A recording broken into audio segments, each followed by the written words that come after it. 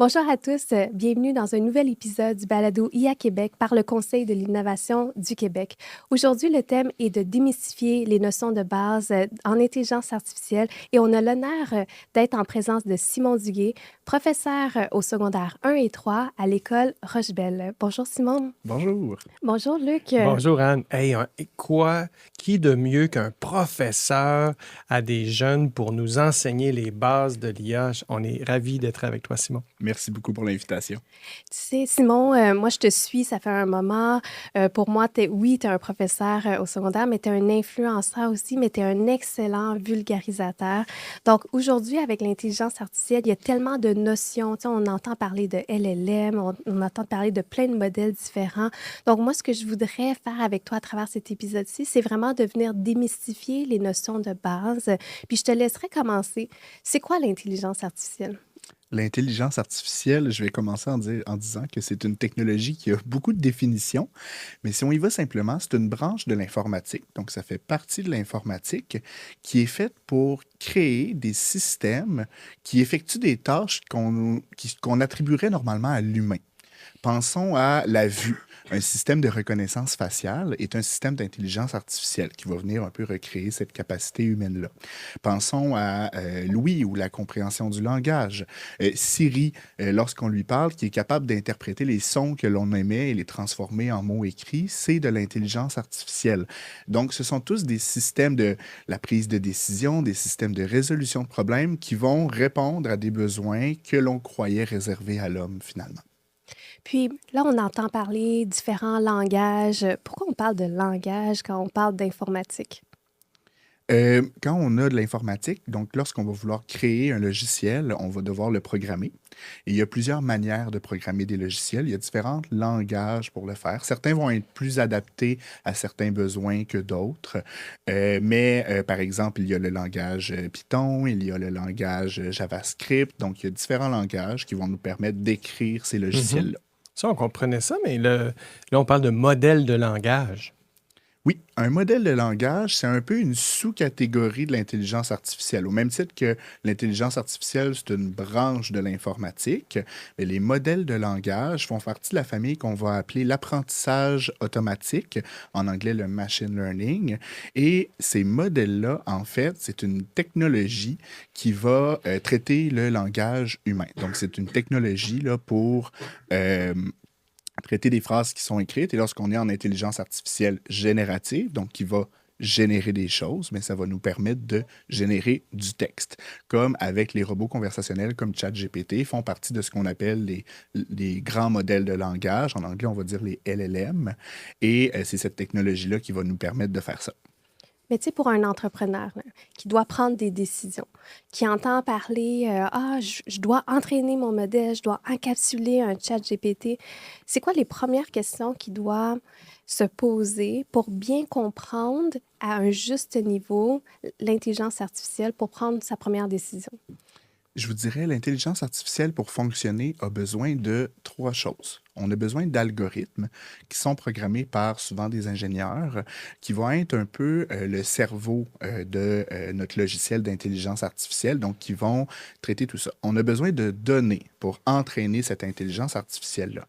Les logiciels d'IA, même si on a créé notre algorithme ou notre logiciel, tant qu'il ne sera pas entraîné, l'IA ne pourra rien faire, donc le système ne sera pas utile. On a besoin de données pour l'entraîner et pour effectuer cet entraînement-là, on a besoin de puissance de calcul, donc des bons ordinateurs pour pouvoir faire ça.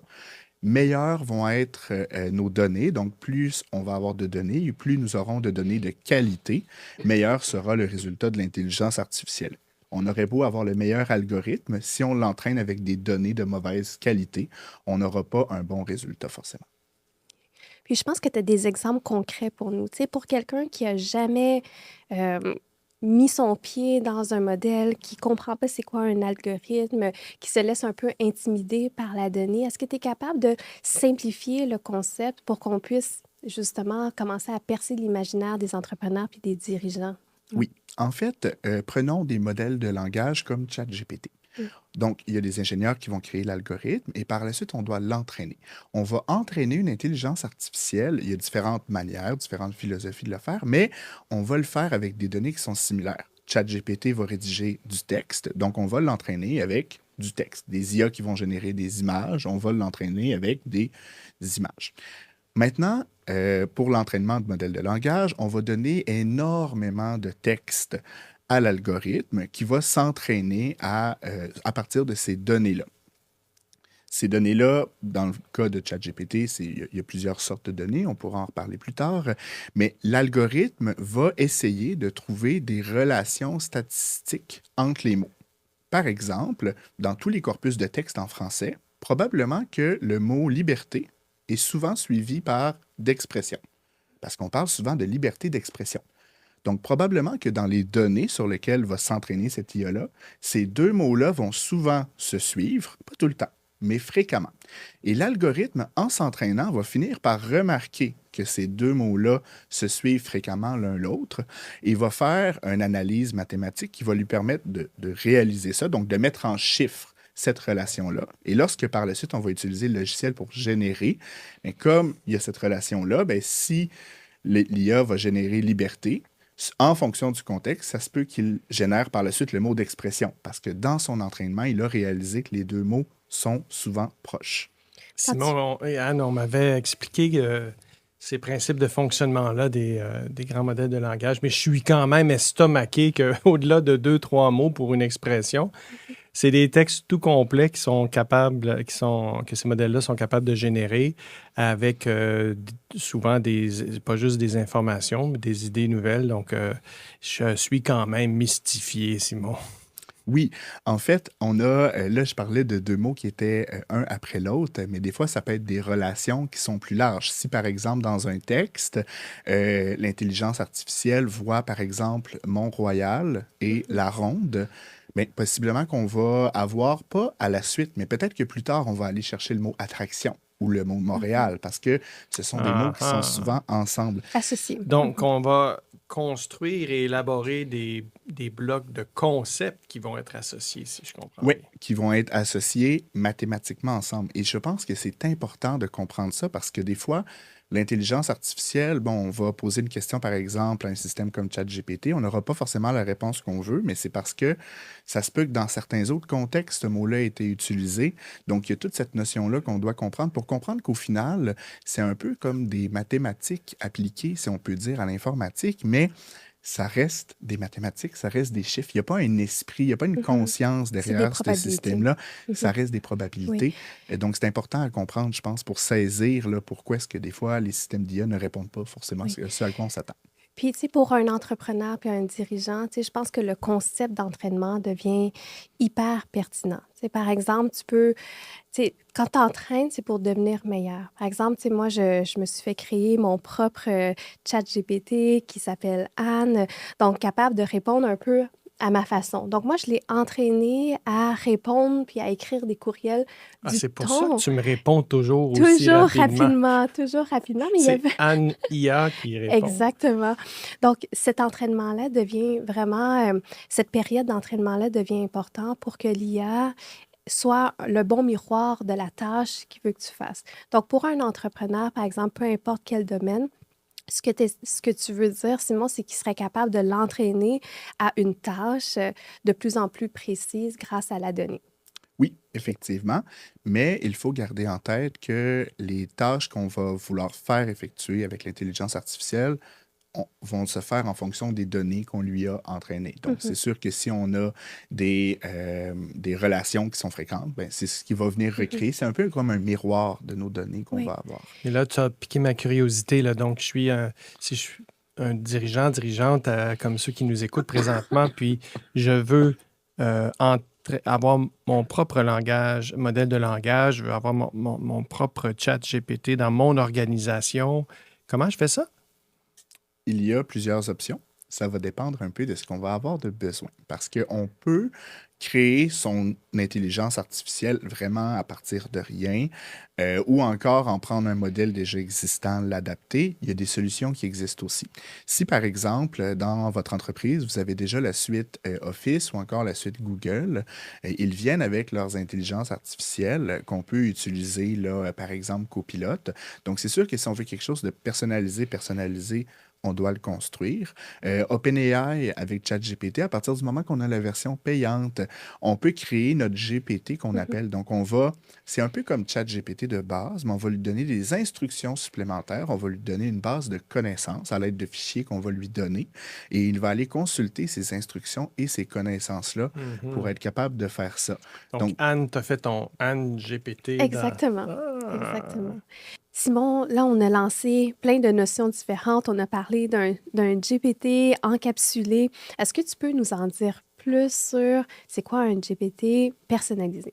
bon, vous savez, quand on va sur ChatGPT, c'est un peu le global. Il y a accès à toute sa base de connaissances, des choses comme ça. Maintenant, des fois, comme entreprise, on pourrait dire, ben, on aimerait ça avoir notre GPT, mais qui connaît un peu notre réalité puis qui est capable de nous pister.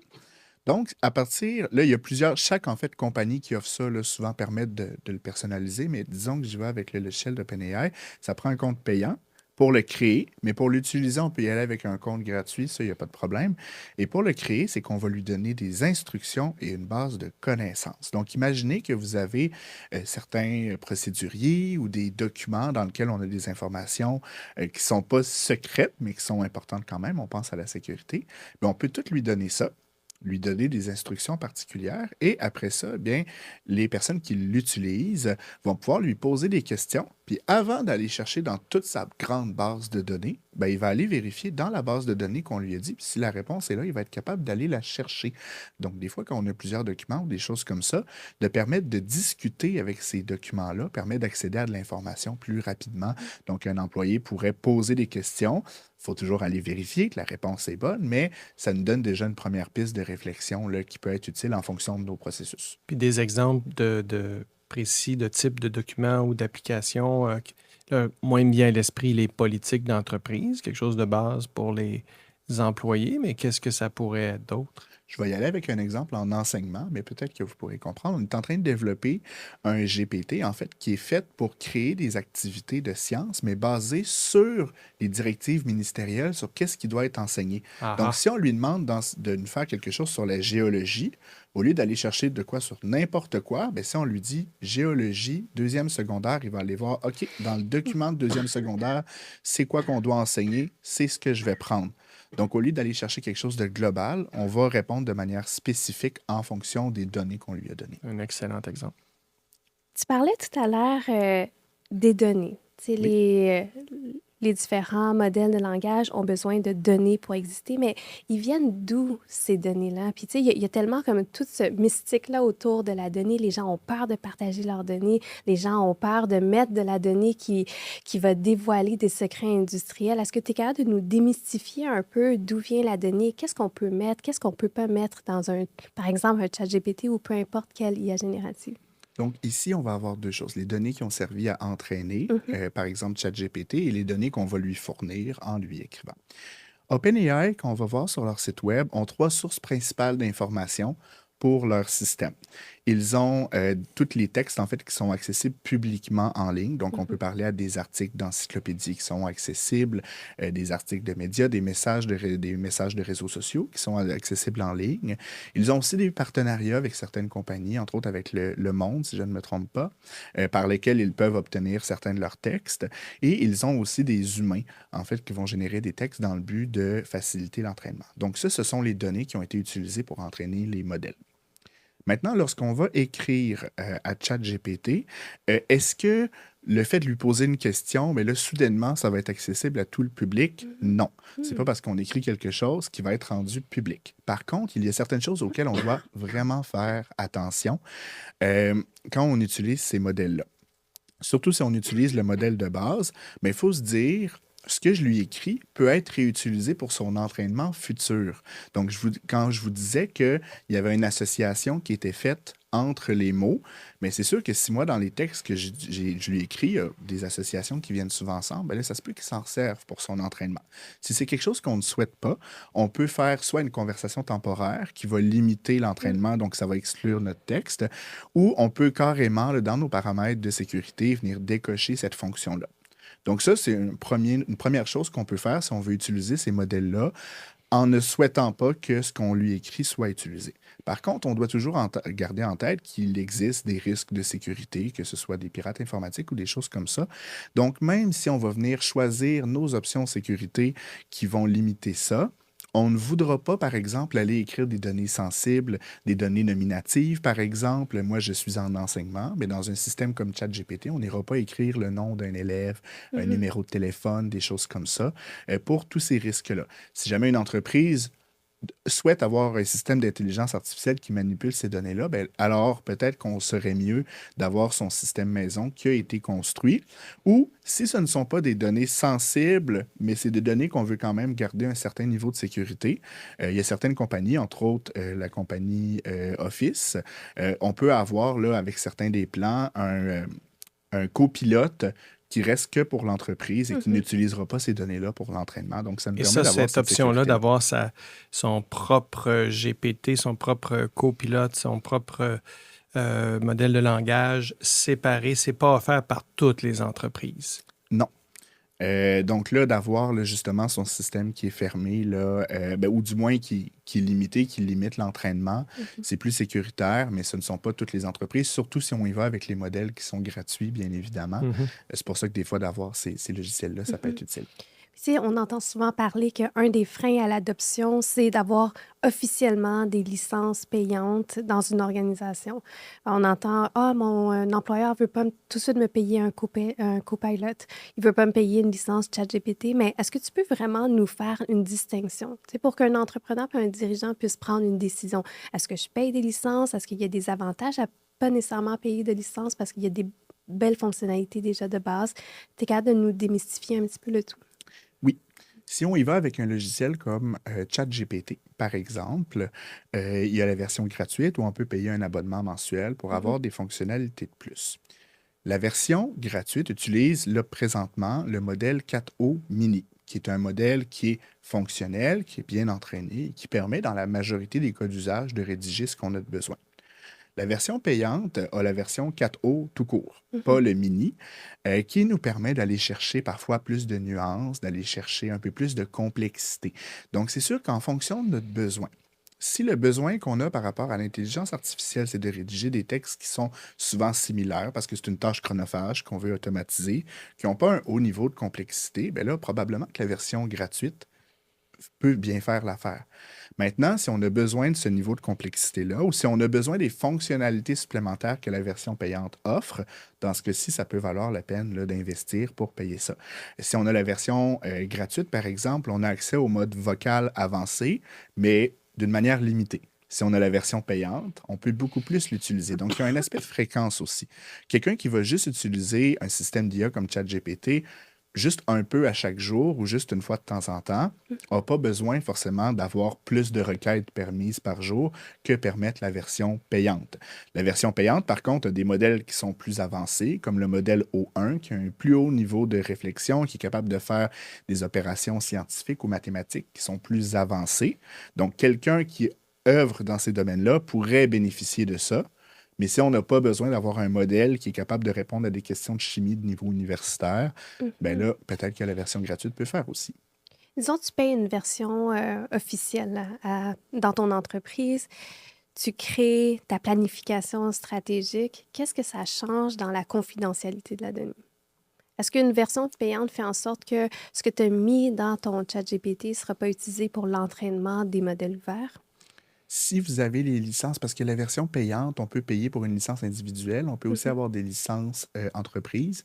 Donc, dans les licences entreprises, il y a normalement le choix là, pour tous ces Mhm. employés de pouvoir gérer ça.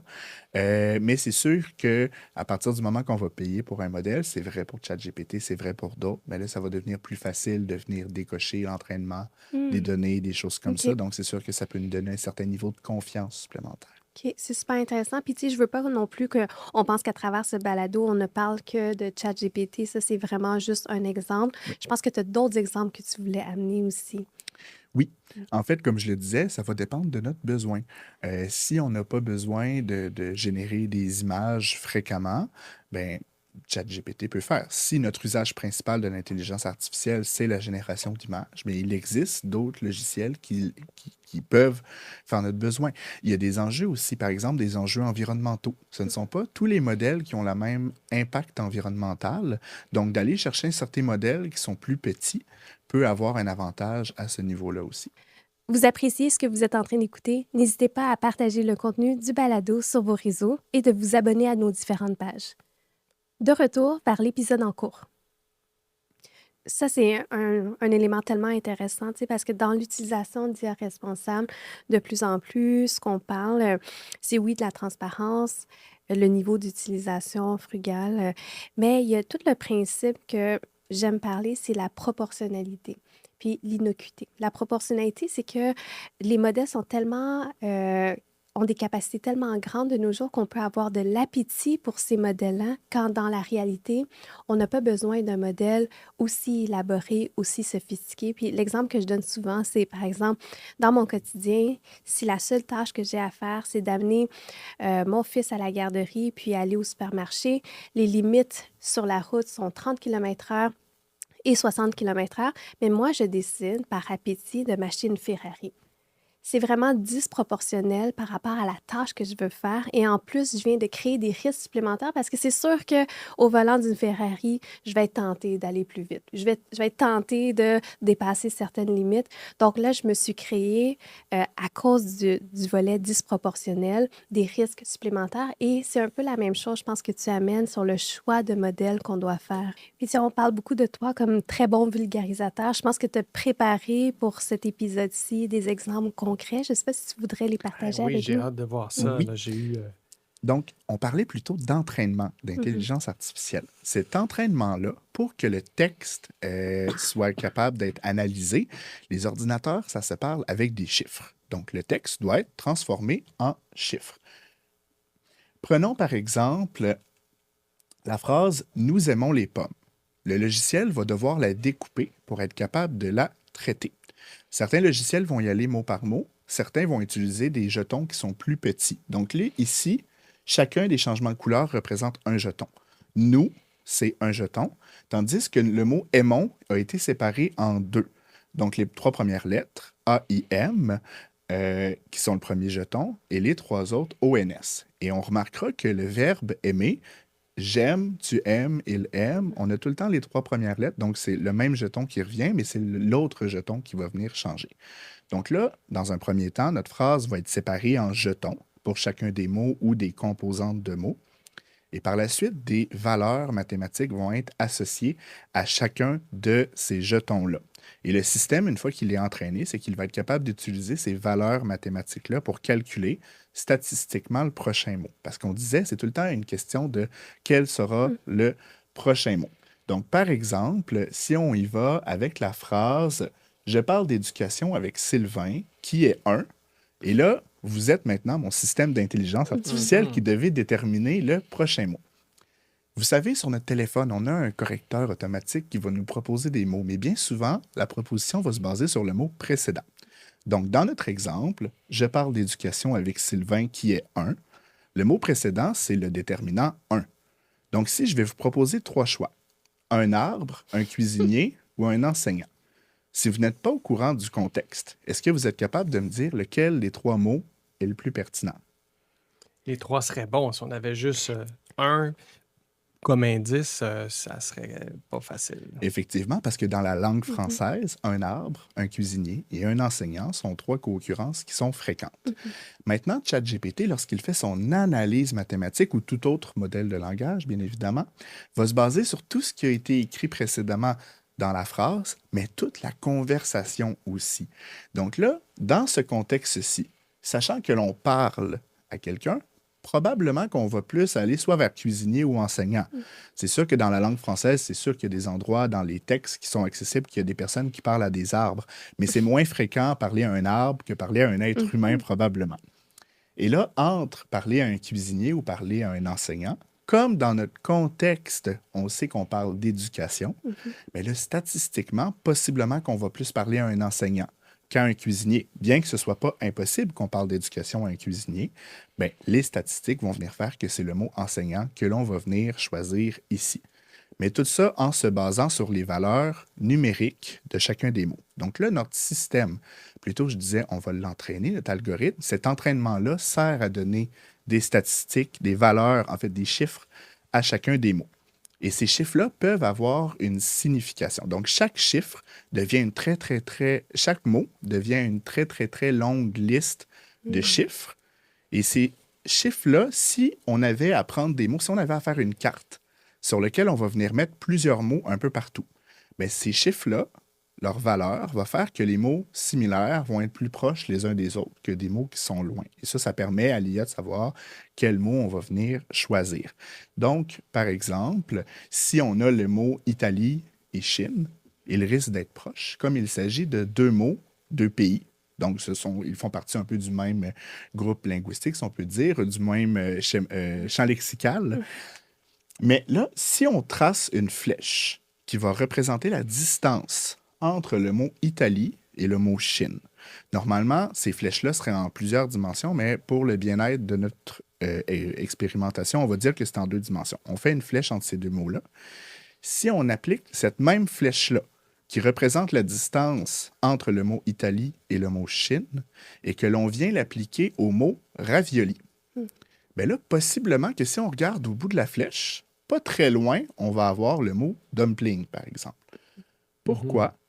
Parce que cette différence-là, entre ces deux pays-là, bien, en l'appliquant là, bien, on va passer d'un aliment qui est italien, comme le ravioli, et son homologue chinois, dans ce cas-ci, le dumpling. Nous montre que l'intelligence artificielle est capable de répondre, mais c'est quand même des questions que nous, on est capable de répondre. Comment ça se fait que l'IA ressemble tant à ce que nous, on fait comme humains? Il y a deux raisons en arrière de ça. La première, c'est parce que ces modèles-là ont été entraînés sur une quantité tellement vaste de données que, à force de voir 10 000, 100 000 exemples de phrases qui sont similaires, ben, l'intelligence artificielle reconnaît les patterns, c'est ça, les patterns, et va être capable de les reproduire. Par contre, avant qu'un système soit envoyé au public, il y a tout le temps un deuxième entraînement qui est fait avec des humains. On dit que ça ressemble beaucoup à des phrases qu'on pourrait voir, mais entre autres parce que les phrases qu'on ne voudrait pas voir ont possiblement été retirées par des humains qui vont faire un deuxième entraînement, qui vont voir en fonction, par exemple, une phrase qui n'aurait pas de sens, bon, on ne voudra pas la voir, donc elle va être retirée. Des phrases qui expriment certains concepts qu'on ne voudrait pas que l'intelligence artificielle aborde aussi. Donc, il y a quand même ce travail-là qui est fait là, après l'entraînement pour s'assurer là, que ce qui en ressort est le produit qui est souhaité. Exemple, une anecdote qui m'était arrivée avec nos fameux modèles de langage, là, où j'avais utilisé un outil comme ça pour traduire un texte que j'avais écrit en français, mais de le traduire en anglais. Et c'était une série d'items, 6, 7, 8 items importants pour un contexte d'affaires. Et dans la traduction, l'engin m'en a ajouté un autre de plus que moi, je n'avais pas identifié. Donc, c'était une traduction très intelligente. Puis, il m'a expliqué que des 8 items que j'avais proposés, il serait peut-être pertinent de penser à un 9e auquel je n'avais peut-être pas pensé. Et j'ai dit, tiens. Ben oui, mais ça, c'est dans les probabilités aussi.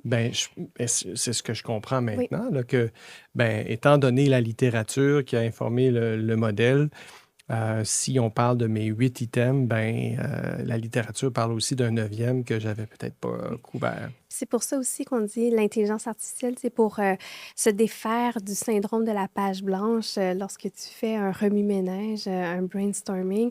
C'est vraiment bon parce que justement, tu pars avec une question. Donne-moi des idées pour des titres de balado, pour le Conseil de l'innovation. Et là, tout d'un coup, il en sort 20. Sors-moi 20 autres de façon un peu plus shakespearienne. Donc là, il va puiser dans les données, il fait des associations. Mais là, on comprend grâce à Simon que justement, c'est des probabilités qui viennent, qui associent les mots ensemble, qui correspondent bien à des titres qui peuvent percer l'imaginaire en termes de balado. Là. Et ça alimente l'intelligence humaine parce que avec 20 titres de balado à la shakespearienne, c'est sûr qu'après ça, c'est ton intelligence humaine qui embarque et puis là, avec ton jugement, mais au moins, Exactement. le momentum de Oui, réflexion est amorcé. Même au niveau des idées, quand je parlais des textes sur le monde des affaires ou les opportunités de marché, ça amène des informations peut-être de façon plus facile, mais après ça, ça permet de partir d'un point plus avancé, mais on doit encore réfléchir. Imaginez, là, on parle d'intelligence artificielle pour vaincre le syndrome de la page blanche, mhm, pour rédiger des choses. Mais ces systèmes-là peuvent nous aider aussi, nous accompagner dans notre réflexion pour nous faire penser, un peu comme on disait, à des choses auxquelles on n'a pas pensé. Imaginez ce cas d'usage, on rédige un document dans lequel on parle d'une idée ou d'un processus. On donne ça à une intelligence artificielle et on lui dit, est-ce que il y aurait des points? Est-ce que tu vois des failles dans ce que j'ai écrit? Est-ce qu'il y a des items auxquels je mhm. n'aurais pu ne pas y avoir pensé? Es-tu capable de me faire une deuxième version qui s'attaque au même problème, mais qui a une démarche complètement différente? Peut-être que le résultat ne sera pas utile du tout, mais Mhm. peut-être qu'il pourrait y avoir aussi des idées auxquelles on n'aura pas pensé parce que notre temps est limité pour des choses comme ça et ça peut nous donner un deuxième point de vue qui va alimenter la suite de notre réflexion. Donc oui, pour commencer la réflexion, ça peut être utile. Pour s'alimenter dans notre réflexion ou encore en fin de parcours, voici le texte que j'ai terminé. Euh, Aurais-tu un moyen de venir simplifier un peu les phrases ou de s'assurer que le fil conducteur est bien tout le long? Puis là, des fois, ça va juste être quelques petites modifications, mais qui vont nous permettre d'avoir un texte qui est plus simple à lire, qui nous permet d'atteindre mieux notre but. Donc, l'intelligence artificielle peut être à plusieurs endroits en fonction de notre besoin. Anne, on a réfléchi beaucoup collectivement sur les enjeux éthiques de l'IA.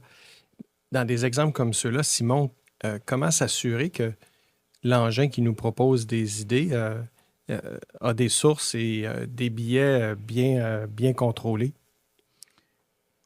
La première chose, c'est d'en être conscient. À partir du moment qu'on est conscient des limites qu'ont ces intelligences artificielles-là, on peut garder ça en tête tout le long de notre usage. Mhm. Par exemple, les systèmes d'intelligence artificielle, des fois, peuvent inventer des choses, peuvent, dans une phrase, nous dire quelque chose qui n'a aucun sens. On se rappelle, ce sont des statistiques appliquées, hein. Bon, ce sont des mathématiques qui ne sont pas conscientes du monde. Donc, mais à partir du moment qu'on est au courant qu'il peut y avoir des fausses informations, ben, lorsqu'on lit la réponse, on doit tout le temps se garder une petite partie de notre cerveau qui pense, OK, est-ce que tout ce qui est écrit est véridique? Même chose pour les billets. Plus tôt, je parlais que l'intelligence artificielle, c'était un peu un reflet des données qu'on va lui donner. Si les données qu'on lui donne contiennent certains billets, par exemple des billets par rapport au genre ou à l'origine de la personne, ben, ça se peut que ce qui va être généré contienne certains de ces billets-là. À partir du moment qu'on est conscient de ça, on peut se garder tout le temps ça en tête et se poser la question, dans le matériel qui est généré, est-ce qu'il pourrait y avoir certaines préférences envers certains groupes de personnes ou y avoir des propos qui pourraient être discriminatoires? Dans ce cas-ci, ben, si on y pense, on peut agir par rapport à ça. Mais pour avoir ces réflexes-là, il faut qu'on soit au courant. Donc, c'est pour ça que, et là, je prêche pour ma paroisse en tant qu'enseignant, mais Mhm. c'est important, oui, pour nos adolescents, bon, je travaille au secondaire, mais pour la population en général, d'être au courant des limites de ces Mhm. systèmes-là nous permet par la suite, comme humains, d'agir lorsqu'on génère quelque chose, de le changer si besoin y est, pour éviter que le matériel qu'on va générer puisse être problématique, par exemple. Anne, là, j'ai envie de rebondir sur ce que Simon nous a dit, étant donné qu'il est professeur, parce que peut-être que ça ne sera pas pertinent pour nos auditeurs, dirigeantes d'entreprise, mais là, je meurs d'envie de lui demander comment nos jeunes qui sont nés dedans maintenant, on avait des digital natives avant, maintenant on va avoir des AI natives. Comment eux voient l'intelligence artificielle, puis comment comme professeur, on travaille avec les jeunes maintenant qui ont accès à ces outils-là. Je vous dirais, leurs points de vue sont multiples. C'est pas les jeunes qui ont une opinion. Certains voient ça très positivement comme un outil d'avenir qui vont leur permettre d'aller plus loin. Certains ont peur de l'intelligence artificielle parce qu'on se dit, bon, est-ce qu'on va aller trop loin par rapport à ça? Mais ce que je trouve toujours intéressant, c'est d'en discuter avec eux. Puis d'en discuter pour essayer d'amener leur réflexion plus loin.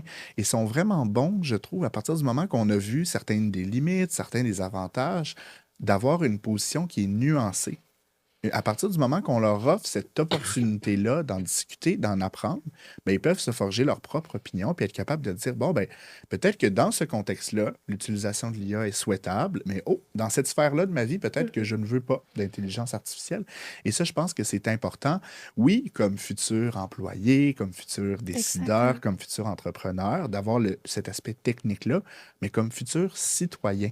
On a de plus en plus d'enjeux de société qui tournent autour des technologies, donc je crois que c'est très, très important d'avoir une génération qui est capable de se poser les bonnes questions Mhm. et de savoir, parmi le développement, parmi les nouvelles technologies, de manière nuancée, quels sont les usages qu'on souhaite, lesquels on ne le sait pas, quels sont ces contextes-là. Donc, Professeur Simon est de toute évidence un enseignant qui s'est approprié le contexte de l'IA omniprésente. Le monde de l'éducation Mhm. a été un des premiers à s'inquiéter, à s'interroger sur comment encadrer l'IA qui pourrait être mal utilisée en éducation. Comment vous avez traduit ça là, dans votre enseignement, l'usage ou la disponibilité de ces outils-là dans les mains de vos élèves? dans les mains de nos élèves, il y a je vais souligner deux choses différentes. Donc, il y a l'enjeu de, lorsque on fait des évaluations, par exemple, on veut s'assurer que ce soit l'élève qui est bel et bien généré, qui a bel et bien le texte. Mais dans le fond, si on évalue autre chose qu'un texte, si on pose des questions à nos élèves, si on leur demande de faire certaines tâches dans lesquelles l'IA ne peut pas faire, ben on peut s'en aller vers là. Donc, c'est tout le temps, comme enseignant, d'être au courant de différentes manières d'évaluer. Ça nous permet de passer un peu Mhm. par-dessus ça. Par contre, l'intelligence artificielle peut les amener à aller plus loin. Puis là, tantôt, ce que je parlais, j'étais beaucoup dans l'éducation. Sans forcément leur faire manipuler l'IA, on peut les amener à réfléchir sur cette technologie-là. Donc, un enseignant qui se dirait, moi, je suis pas à l'aise d'amener mes élèves à utiliser l'intelligence artificielle, eh bien, on peut quand même en réfléchir. Maintenant, un enseignant qui voudrait leur faire manipuler, bien, le ministère de l'Éducation a sorti un guide pour l'utilisation qui pose plein de Mhm. questions auxquelles réfléchir, là, qui sont super intéressantes. Mais je pense que ça va être important d'avoir une jeunesse qui peut réfléchir là-dessus et peut-être après ça être capable de bien l'utiliser. Mais tu sais, tu parles du domaine d'éducation, puis Luc d'emblée te dit, ah, peut-être ça ne va pas s'adresser à nos entrepreneurs, à nos dirigeants, mais je trouve que l'écosystème d'éducation doit faire la même réflexion et a fait la même réflexion que nos entrepreneurs puis nos dirigeants. J'ai Tu même sais, l'impression qu'ils l'ont fait avant. oui, tout à fait, parce qu'il y a des micro-organismes dans chaque organisation qui disent, ah, mais il y a des gens qui sont très intéressés à l'intelligence artificielle, il y a des gens qui ont peur de l'intelligence artificielle. Donc, comment les mettre en action, c'est souvent par ceux qui sont curieux dès le départ, puis après, ça te fait poser des questions, mais dans peu importe des cas, la curiosité va devenir importante parce que ces élèves-là vont devenir des futurs employés, des Mhm. futurs dirigeants, des futurs entrepreneurs. Tu parles de curiosité. Souvent, on réfléchissait à quelles sont les compétences qu'on doit enseigner maintenant à la nouvelle génération, aux jeunes et aux personnes moins jeunes. Mais d'après toi, Simon, là, on parlait toujours d'esprit critique d'abord, hein, puis tu Oui. l'as nommé aussi. Là, on parle de curiosité. C'est quoi les compétences qui doivent être maîtrisées maintenant face à l'intelligence artificielle? L'esprit critique, comme on disait, la curiosité, la capacité d'être capable de prendre une pause, de se prendre un certain pas de recul et de réfléchir sur ce qui est Mhm. en train de se produire ou ce qu'on va faire, peut être une très bonne capacité à développer aussi. La capacité d'être curieux, mais d'aller s'informer à des sources fiables en ligne. Oui, Donc, je dirais là, qu'on est vraiment là, au cœur là, oui. Il y de tout avait ça. il y avait une notion que moi, je voyais pertinente qui était il faut être créatif. Et parce que si on est créatif et on a la fibre de développer des nouvelles choses, élaborer des nouveaux projets, vouloir se mettre en action, faire avancer des gens dans un but commun, une espèce d'esprit d'entrepreneuriat, ben là, des outils comme ça, tout Mhm. à coup, peuvent nous rendre encore Oui. meilleurs. Puis si on maîtrise la-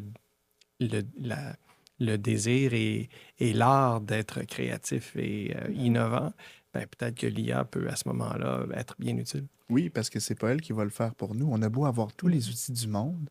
Si on n'a pas la capacité de se mettre en action pour les mobiliser, ben, ces outils-là ne sont pas. Donc, de développer ce goût d'entreprendre, ce leadership-là chez nos élèves ou encore dans une entreprise, Mhm. des employés qui vont chercher là-dessus, de leur poser la question, hey, toi, comment tu t'en sers? Comment est-ce que tu voudrais le montrer aux autres? Donc, les amener à avoir nos employés qui l'utilisent, les amener à avoir un rôle de leadership dans Mhm. l'intégration des Oui. technologies, d'avoir cette conversation-là ouverte avec ses employés. Bon, est-ce qu'il y en a qui ont utilisé de l'intelligence artificielle? C'est quoi vos bons coups? Mhm.